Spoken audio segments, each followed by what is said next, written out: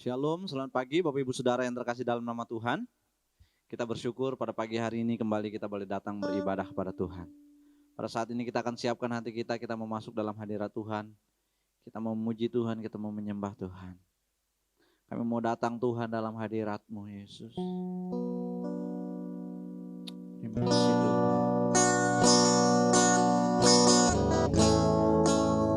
Terima kasih buat kebaikan.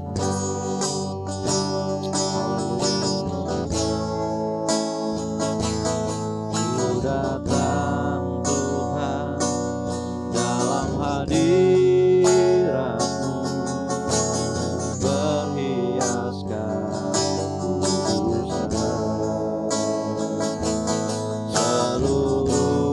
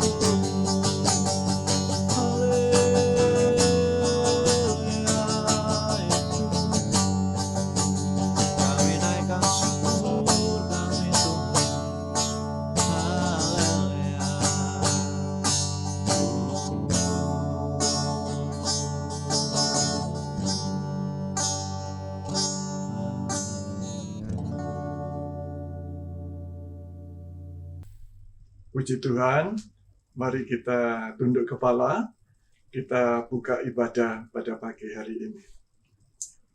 Pertolongan kami datangnya dari Tuhan, yang telah menjadikan langit bumi dan segala isinya. Kasih karunia Tuhan menyertai ibadah kami, awal pertengahan sampai pada akhirnya. Nama Tuhan dipermuliakan.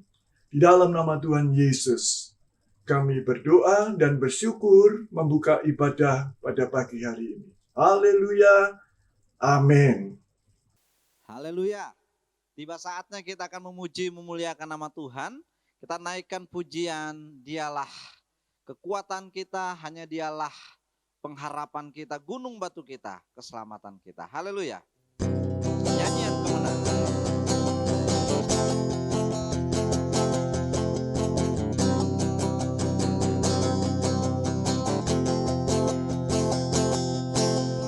Satu nama yang besar, hanyalah namamu Tuhan. Gunung batu kekuatan, hanyalah namamu Tuhan. Tak terbatas kuasa-Mu Tuhan. Ajaib hebat, Raja perkasa. Kami bawa pujian, nyanyian kemenangan, masuki gerbang-Mu, hati kami bersuka. Tangan kami terangkat, sorakan kemenangan, terpujilah namamu Yesus Raja, segala raja. Haleluya, kita naikkan pujian ini bersama-sama lagi. Haleluya. Satu nama yang besar, hanyalah namamu Tuhan.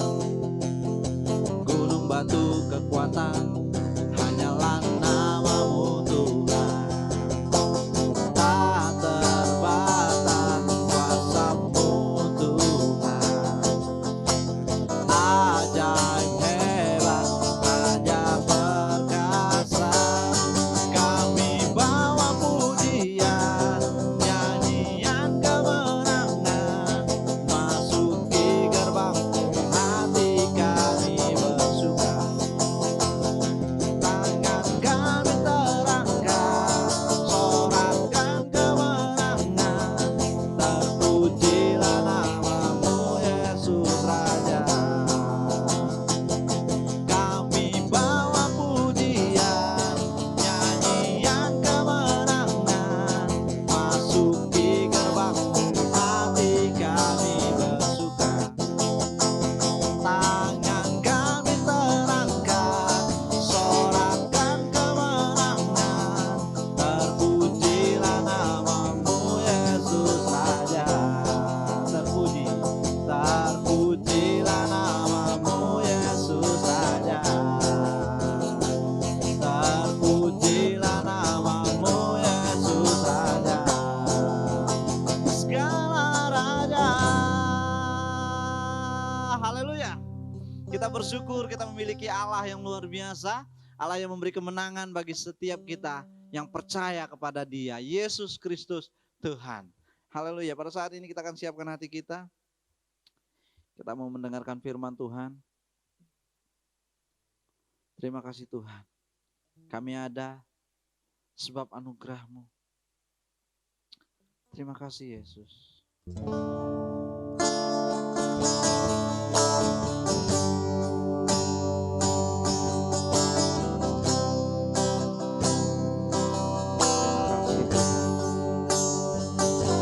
Ku ada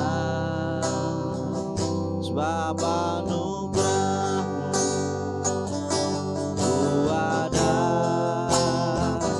karena kasih-Mu, Tuhan Yesus.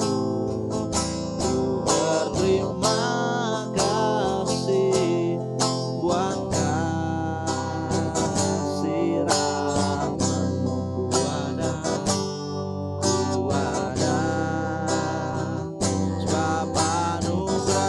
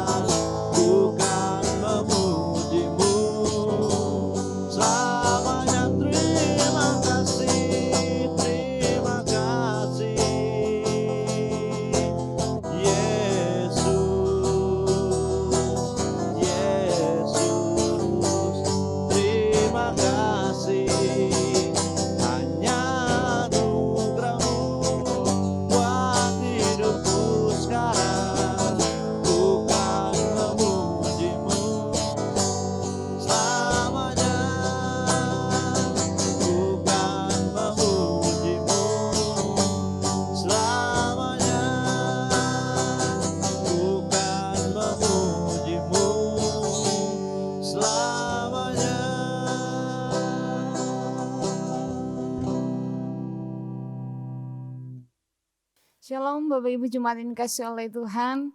Tiba saatnya kita akan mendengarkan firman Tuhan. Sebelumnya mari kita berdoa. Bapa di sorga, Bapa dalam nama Yesus, terima kasih untuk anugerah-Mu yang besar. Dan kami merindukan kebenaran firman Tuhan pada pagi hari ini menjadi kekuatan bagi kami. Terima kasih Tuhan, biar urapan daripada Tuhan dari tempat maha tinggi mengurapi hamba-Mu yang akan menyampaikan demikian seluruh sidang jemaat Tuhan. Dan yang menyaksikan melalui YouTube channel ini diberkati oleh Tuhan. Kami luaskan Engkau bekerja di dalam kuasa firman Tuhan pada pagi hari ini. Hanya di dalam nama Tuhan Yesus. Kami siap untuk mendengarkan firman Tuhan. Mari bersama-sama katakan amin. Sekali lagi shalom. Senang rasanya bisa berjumpa kembali bersama dengan jemaat Tuhan. Bahkan yang menyaksikan, saya mau nyapa biar damai Kristus Tuhan menyertai kita bagi hari ini. Baik Bapak Ibu dikasih oleh Tuhan, mari raih Alkitab kita. Kita mau merenungkan satu kebenaran firman Tuhan. Kita buka di dalam 1 Petrus pasal yang kedua, ayat 16 hingga ayat yang ke-17. Jika sudah mendapatkannya, 1 Petrus pasal yang kedua, ayat yang ke-16, 17, demikian firman Tuhan. Hiduplah sebagai orang yang merdeka. Dan bukan seperti mereka yang menyalahgunakan kemerdekaan itu untuk menyelubungi kejahatan-kejahatan mereka, tetapi hiduplah sebagai hamba Allah. Hormatilah semua orang, kasihilah saudara-saudaramu, takutlah akan Allah, hormatilah raja. Demikian jawab firman Tuhan, berbagai setiap kita yang mendengarkan firman Tuhan. Bapak Ibu dikasih oleh Tuhan, 2 hari lagi kita akan sama-sama merayakan pesta kemerdekaan Republik Indonesia yang ke-76. Betapa luar biasanya hiruk pikuk di sana sini ya, biasanya terdengar ya, karena masa pandemi saya pasti berbeda dalam kita menyambut dan merayakan kemerdekaan Republik Indonesia. Ya, tapi tidak mengurangi semangat kemerdekaan kita pada pagi hari ini. Masih ingat yel-yel ketika kemerdekaan? Nah, saya mau undang untuk kita di rumah sekalipun 2 hari mendatang baru kita sama-sama memperingati pesta kemerdekaan ini. Masih ingat yel-yelnya? Merdeka, merdeka. Nah, senang rasanya kalau setiap orang itu punya semangat yang heroik gitu ya, menyerukan merdeka, merdeka. Wah, luar biasa ya Bapak Ibu dikasih oleh Tuhan. Tapi menjadi pertanyaan besar, sudahkah kita mengalami kemerdekaan yang sejati? Sebagai orang percaya di dalam sepanjang kekristenan kita, sampai hari ini masihkah kita berada di dalam perhambaan atau sudah mengalami kemerdekaan yang sejati? Mari kita lihat kebenaran firman Tuhan ini. Dan tema pada pagi hari ini adalah hamba yang merdeka. Sekali lagi, hamba yang merdeka. Kita lihat bagaimana surat daripada Rasul Petrus berbicara tentang perintah Allah supaya hidup sebagai hamba yang merdeka. Perhatikan di sini bahwa kita semua orang percaya. Kita semua sudah dimerdekakan oleh Kristus. Oleh sebab itu, ya, ketika kita sudah dibebaskan, dimerdekakan oleh Kristus dari perbudakan dosa, seharusnya kita hidup sesuai dengan kehendak Allah. Nah, dari surat Rasul Petrus di sana berkata dan menjelaskan bahwa sebuah dorongan yang tegas ya agar kita bisa hidup sebagai hamba-hamba Allah yang merdeka dengan berkenan kepada Tuhan. Siapa yang dimaksudkan dengan hamba Allah itu? Kata hamba, kita selalu pernah atau mungkin mendengar kata hamba atau pelayan, budak. Ya, dari bahasa aslinya yaitu doulos. Memiliki arti adalah status seorang pelayan atau budak yang tidak punya hak apa-apa. Nah, Bapak Ibu yang dikasih oleh Tuhan, saudara-saudari yang berbahagia pada pagi hari ini, sebetulnya dari fakta yang dapat disimpulkan bahwa orang yang disebut hamba Allah bukan hanya orang-orang yang memiliki sebuah jawatan rohani yang prestis begitu ya. Nah, dalam artian mungkin saja dia seorang pastor ya. Mungkin dia seorang pemimpin jemaat, seorang penginjil, atau mungkin seorang nabi bahkan rasul. Tetapi yang dimaksudkan dengan hamba Allah di sini mengacu kepada setiap kita ya, umat yang percaya yang diciptakan Tuhan. termasuk Bapak Ibu dan saya. Pada pagi hari ini kita termasuk dikatakan kita hamba-hambanya Allah. Yang sudah merdeka artinya sudah dibebaskan. Masih ingat tentang bagaimana kita ketahui bersama Maria yang begitu mengasihi Tuhan ketika menerima sebuah perintah, sebuah firman bahwa dia akan mengandung bayi laki-laki yang olehnya kita umat manusia memperoleh keselamatan. Di dalam Lukas 1 ayat 38 berkata begini, seorang hamba yang luar biasa. Sebab bagi Allah tidak ada yang mustahil, kata Maria. Sesungguhnya aku ini adalah hamba Allah. Jadilah padaku menurut perkataanmu itu. Jadi yang dimaksud hamba Allah kita semua. Yang menuruti setiap perkataan-perkataan Allah dan hidup berkenan kepada Allah. Saya percaya sampai di sini kita mengerti akan hal ini. Jadi tidak ada lagi salah pengertian atau salah kaprah. Oh, itu cuman konotasi pengertiannya adalah mengacu kepada jawatan-jawatan prestis gereja. Seorang pastor, seorang rasul, penginjil. Tetapi sesungguhnya kita semua adalah hamba-hamba Allah yang sudah dimerdekakan oleh Kristus. Mari kita lihat dengan cepat 3 kunci. Bagaimana menjadi hamba Allah yang merdeka. Perhatikan dari ayat yang kita baca bersama-sama 1 Petrus pasal 2 ayat yang ke-16 bagian A. Ya, 1 Petrus pasal yang kedua ayat 16. Kembali perhatikan di Alkitab kita Bapak Ibu dikasih oleh Tuhan. Hiduplah sebagai hamba, sebagai orang merdeka. Perhatikan di situ ya. Kata hamba yang merdeka. Ya. Bukan seperti mereka yang menyalahgunakan kemerdekaan itu untuk menyelubungi kejahatan-kejahatan mereka.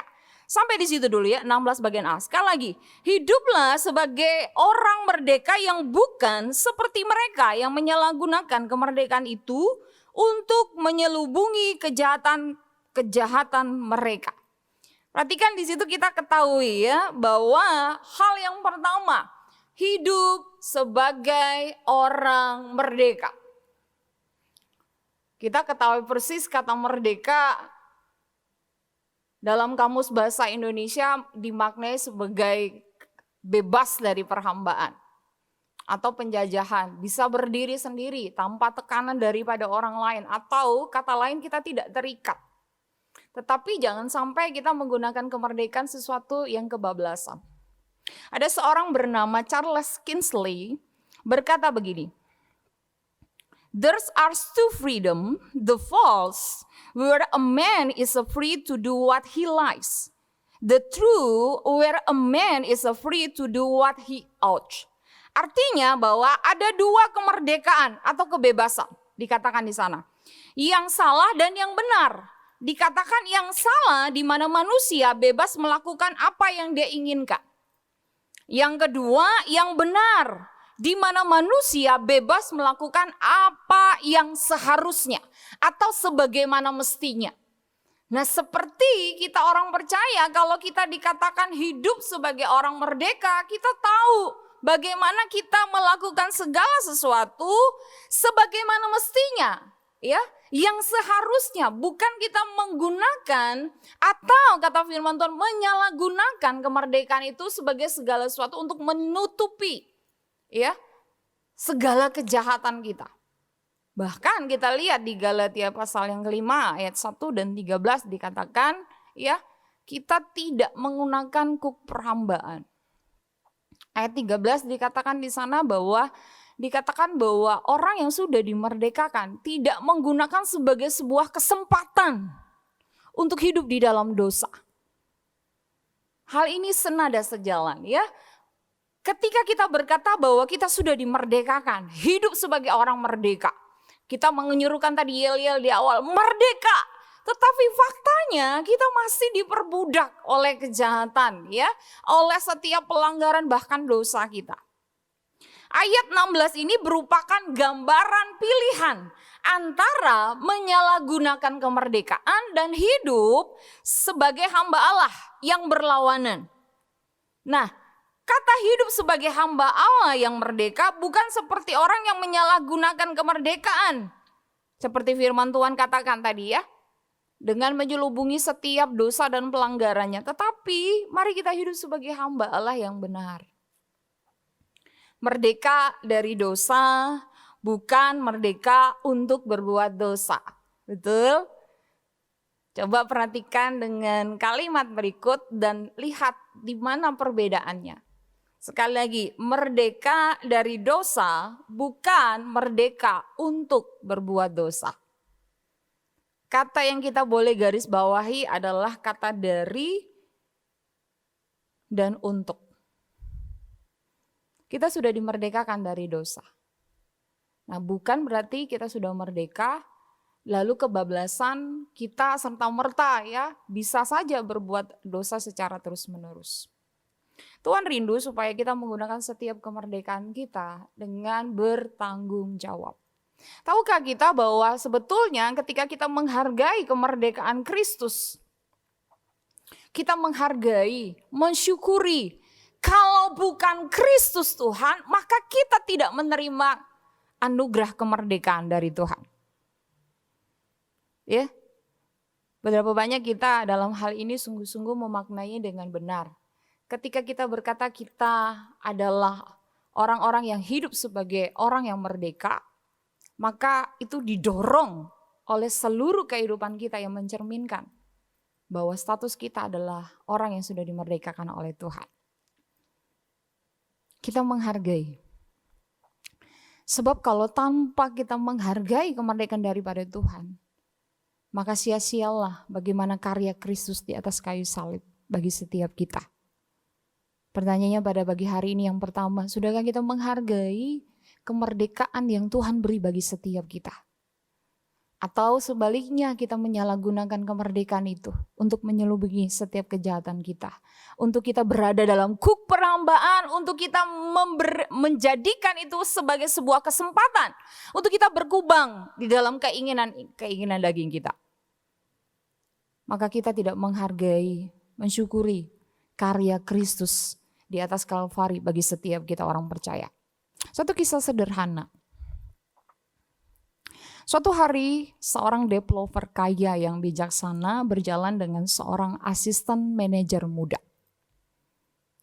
Mereka mengelilingi sebuah proyek yang mereka sedang bangun. Tiba-tiba sang developer berhenti.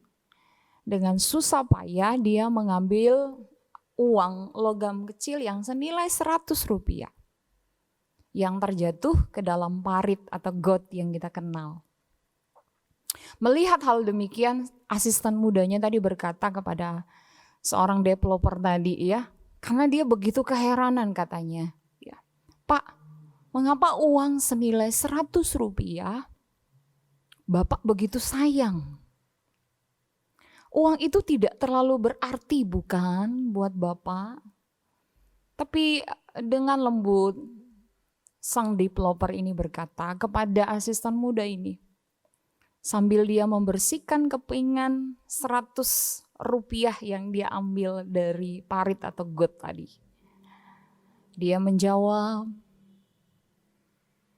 sang asisten muda itu berkata, jika tidak ada 100 rupiah ini, maka tidak ada 100 miliar untuk membangun proyek ini.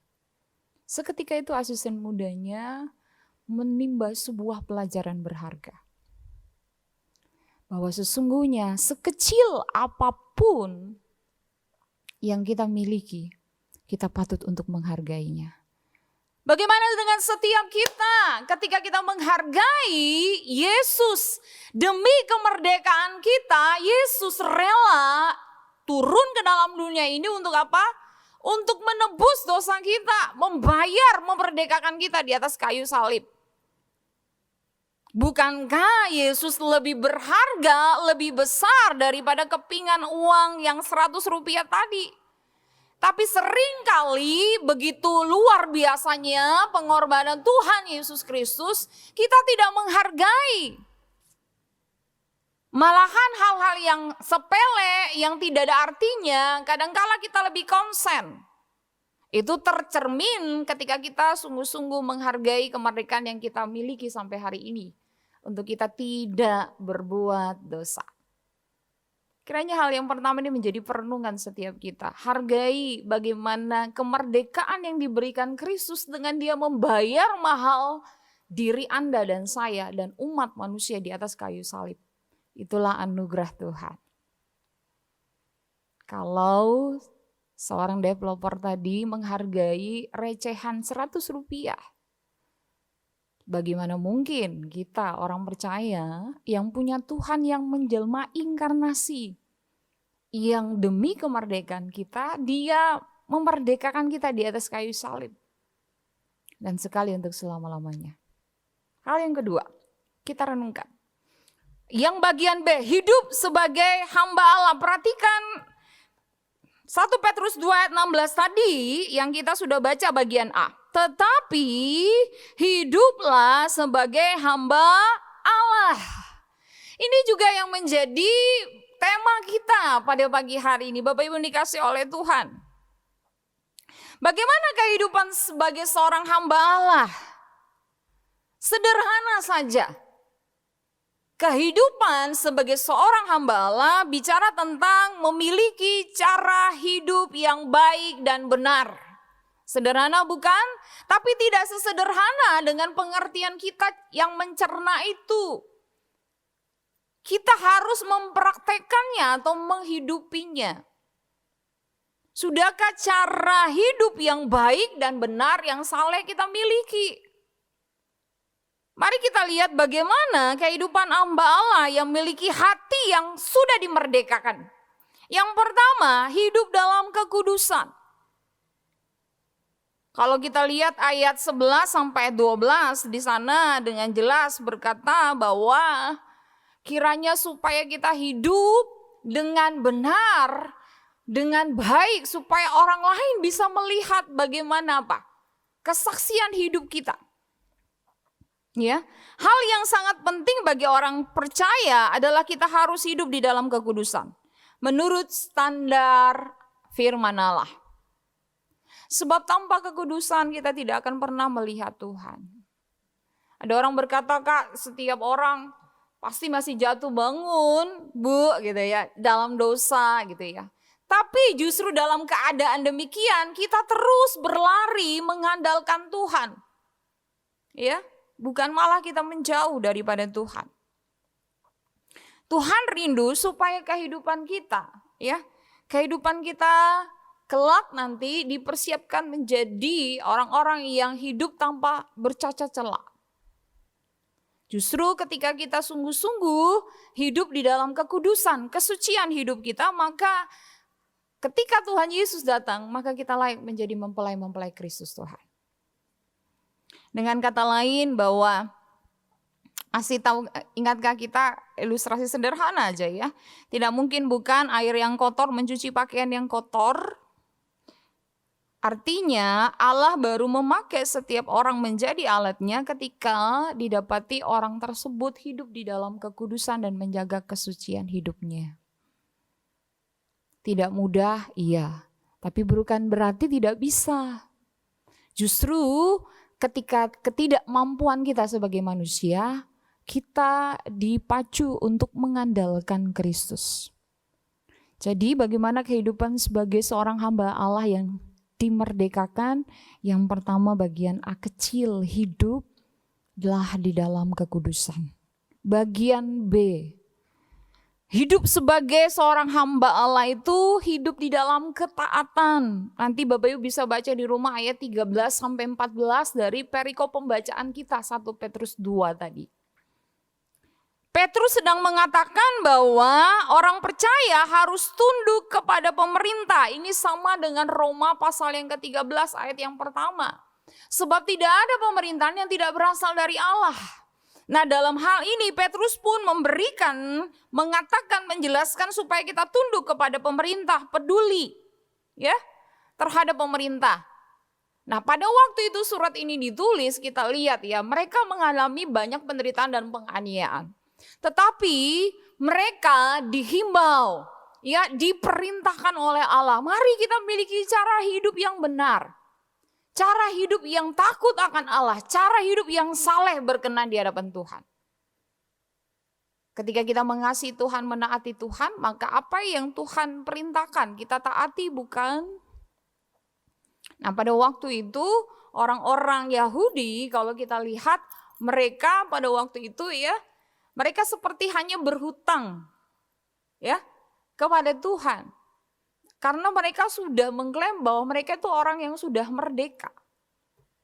Nah, oleh sebab itu mereka menyalahgunakan kemerdekaan mereka dengan mereka ketidaktaatan dan pemberontakan mereka. Tidak hanya kepada Allah tetapi juga pemerintah yang ada pada waktu itu. Nah, makanya surat ini ditujukan kepada mereka. Ya, bahkan orang percaya jangan kita ya menuruti bagaimana sikap orang-orang pada waktu itu, ya. Alasan kita tunduk kepada pemerintah ya karena Allah yang memerintahkannya. Dan itu sudah ditetapkan oleh Allah.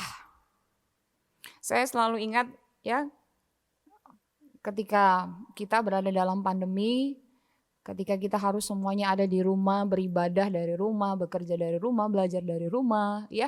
Nah, ada orang-orang yang bandel gitu ya. Dan bahkan pelayanan masih ada gitu ya, yang di gereja terus undang ketika nggak tanggapi berkata mana imanmu gitu ya. Nah, ini contoh orang yang memberontak nih ya.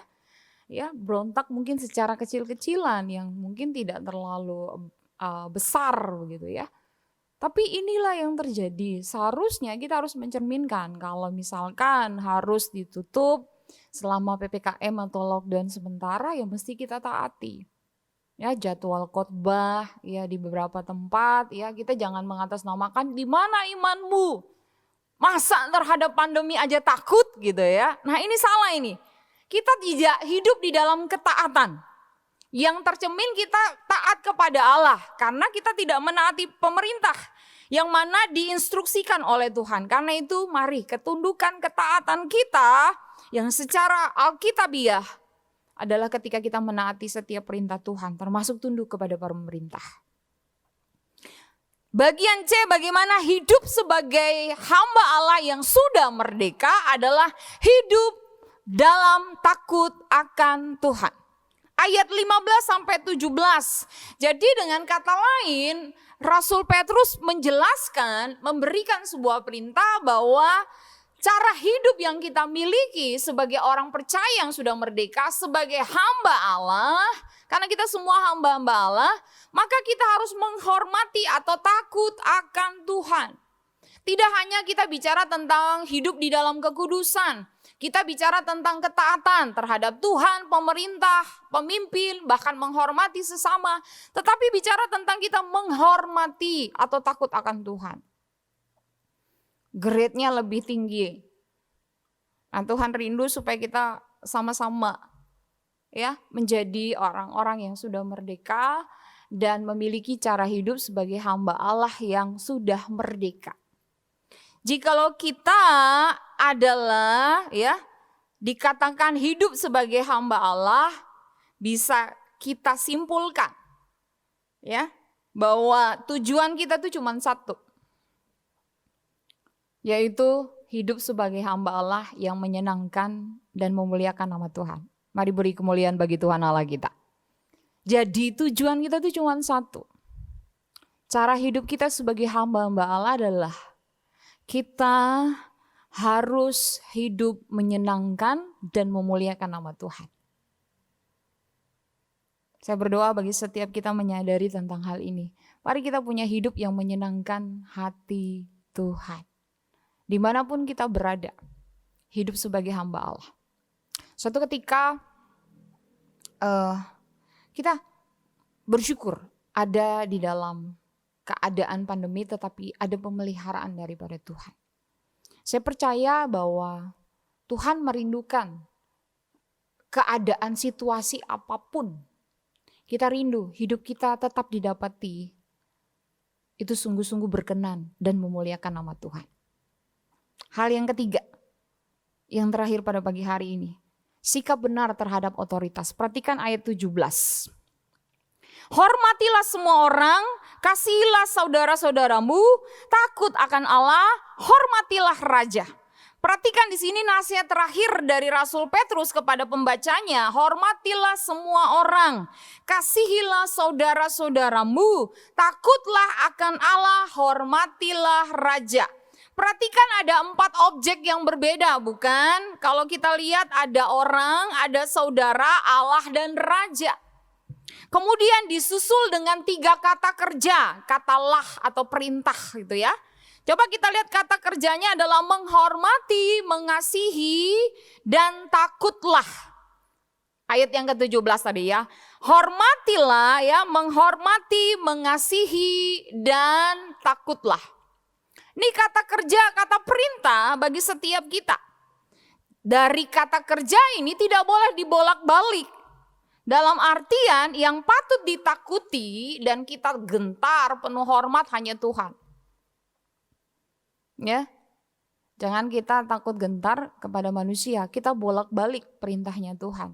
Sementara terhadap Tuhan, karena Tuhan tidak terlihat, Tuhan yang transenden sana, dan kita tidak takut gentar penuh hormat kepadanya.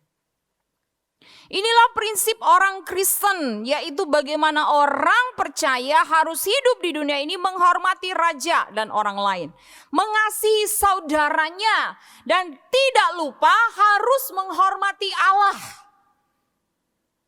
pemilik alam semesta yang menciptakan Anda dan saya. Itu contoh bagaimana sikap yang benar terhadap otoritas. Hal yang terakhir di ayat 17 yang disampaikan oleh Rasul Petrus bagi setiap kita.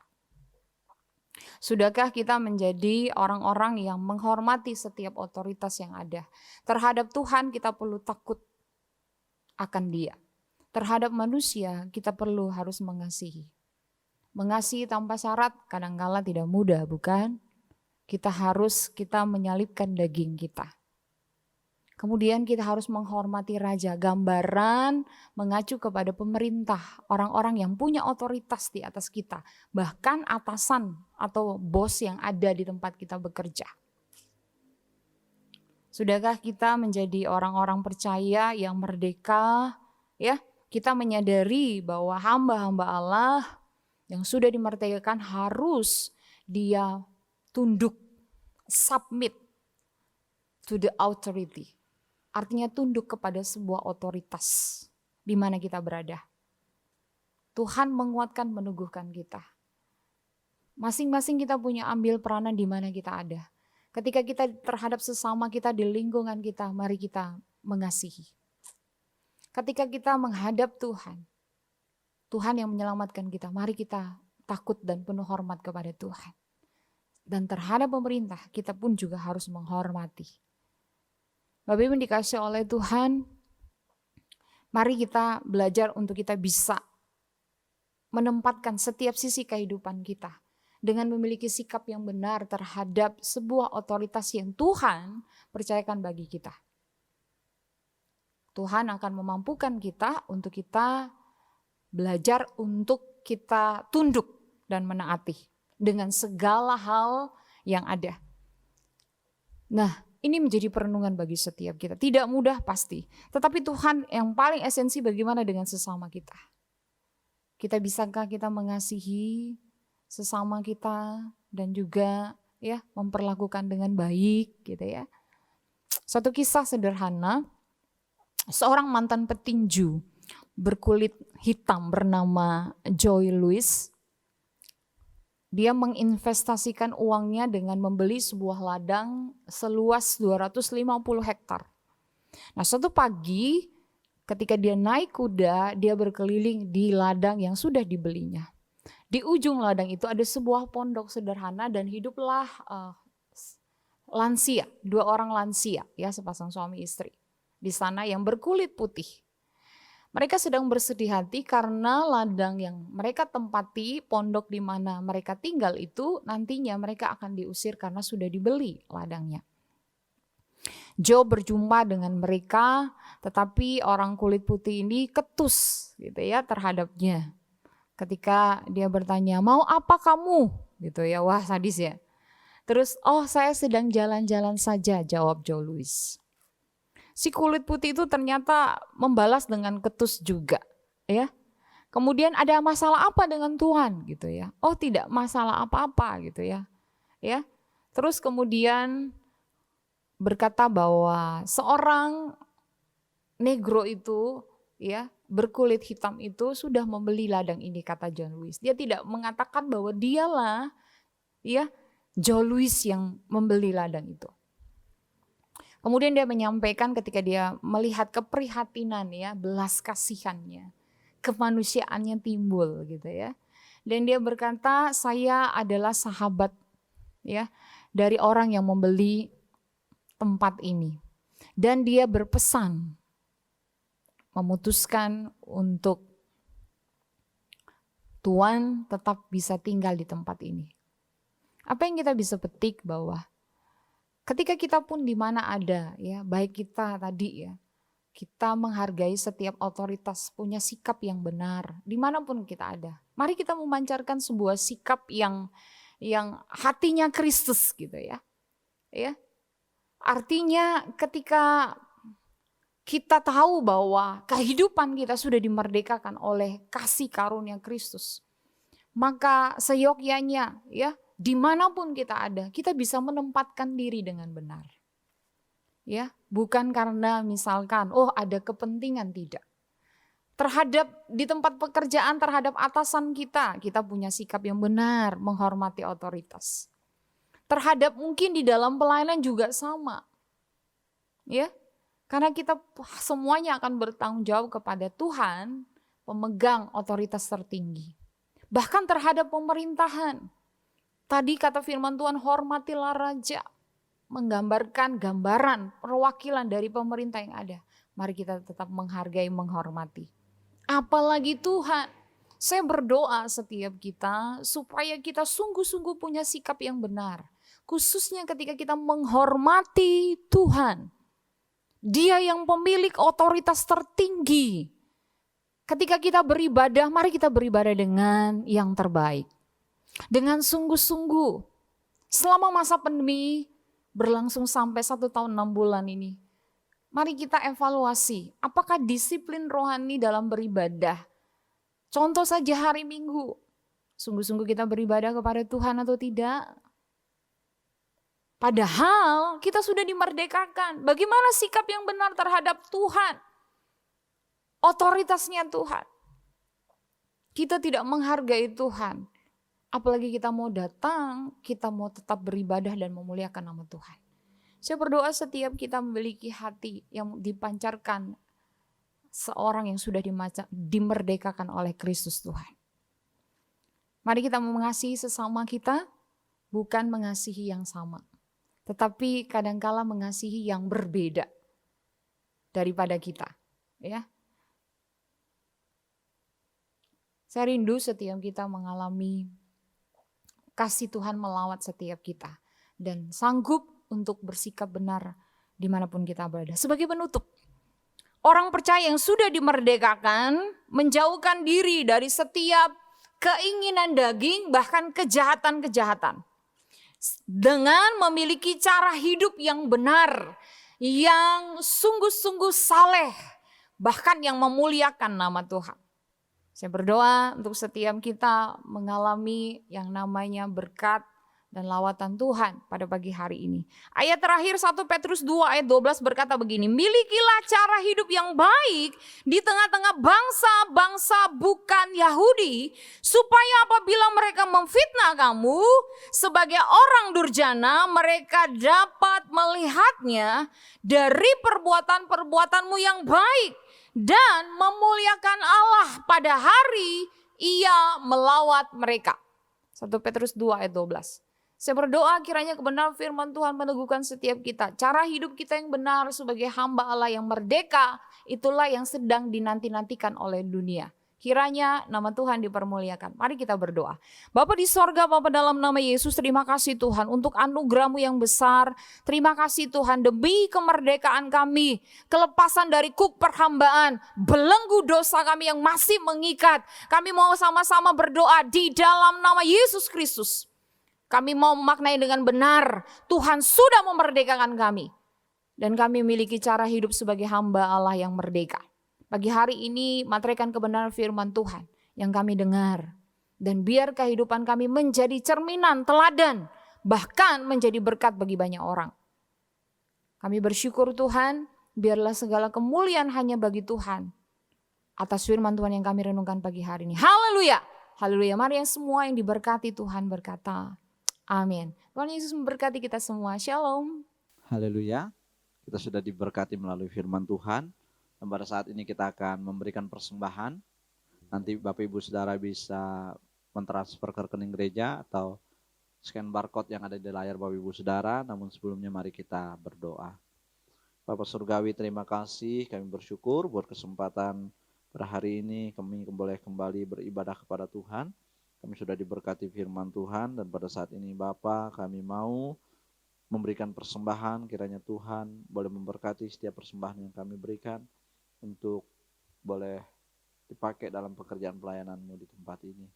Terima kasih Bapa, dalam nama Yesus kami siap untuk memberi. Haleluya. Amin. Kita naikkan pujian, beri syukur, berilah syukur.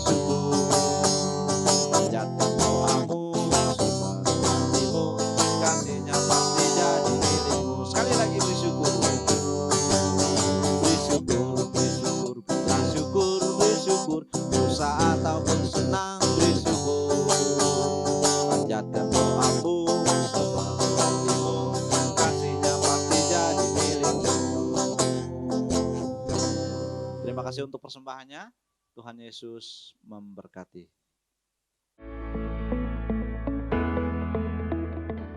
Shalom Bapak Ibu Saudara, pada saat ini kita akan mendengarkan kelengkapan dari Warta Jemaat. Doa pagi dilakukan setiap hari Selasa sampai dengan hari Sabtu, jam 8 sampai jam 9 pagi. Diundang Bapak Ibu Saudara bisa mengikuti doa pagi ini. Kita mengawali hari yang baru untuk bersekutu bersama. Jam 8 sampai jam 9 pagi melalui aplikasi Zoom yang ada. Untuk Komsel Pemuda Remaja, hari Rabu diundang seluruh pemuda remaja bisa mengikuti Komsel untuk kita saling membangun, saling menguatkan, sharing satu dengan yang lainnya. Jam 7 malam juga dilakukan melalui aplikasi Zoom. Jadi diundang semua pemuda remaja bisa mengikuti Komsel Pemuda Remaja ini. Terus untuk hari Kamis Bapak Ibu kita ada ibadah KPKW. Diundang seluruh Bapak Ibu Saudara yang rindu untuk diberkati melalui persekutuan kita ini. Mari kita gabung bersama di ibadah KPKW yang juga dilakukan melalui Zoom. Jadi Bapak Ibu Saudara bisa masuk melalui aplikasi Zoom baik di KW maupun juga di KP yang akan disediakan. Untuk hari Jumat diundang seluruh pemuji pemusik. Kita akan berdoa bersama untuk kita saling membangun persekutuan kita bersama dengan Tuhan. Oleh sebab itu diundang seluruh pemuji musik bisa mengikuti praise and worship pada hari Jumat jam 7 malam. Dan itu juga mengundang bukan hanya pemuji musik tetapi juga ada LCD ya. Diundang semuanya teman-teman, kita bisa bergabung di praise and worship pada hari Jumat.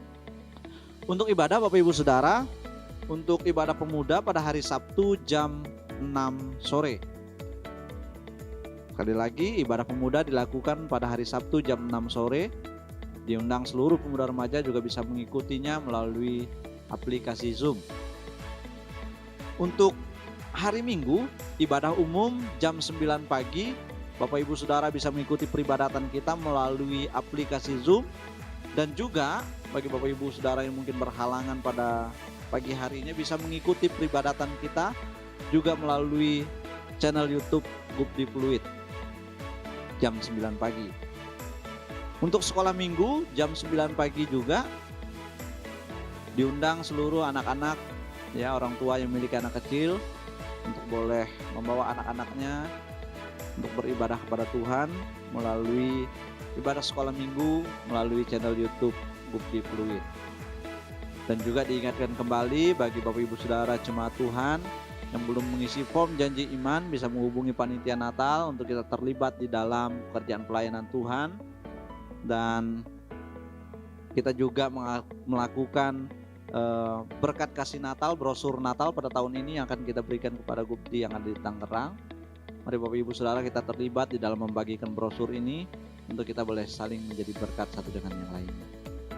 Demikian pengumuman, kiranya kita bisa mengikuti setiap peribadatan kita sepanjang minggu ini. Tuhan Yesus memberkati. Shalom. Mari kita minta berkat Tuhan sebelum kita pulang ke tempat masing-masing. Tuhan memberkati dan melindungi engkau. Tuhan menyinari engkau dengan wajah-Nya dan memberikan kasih karunia. Tuhan menghadapkan wajah-Nya kepadamu dan memberikan damai sejahtera. Jemaat kepunyaan Tuhan yang kukasihi, terimalah berkat Allah, kasih karunia Tuhan Yesus Kristus, kasih Allah dalam persekutuan dengan Roh Kudus, menyertai engkau semua. Siang hari ini, sampai selama-lamanya. Amin.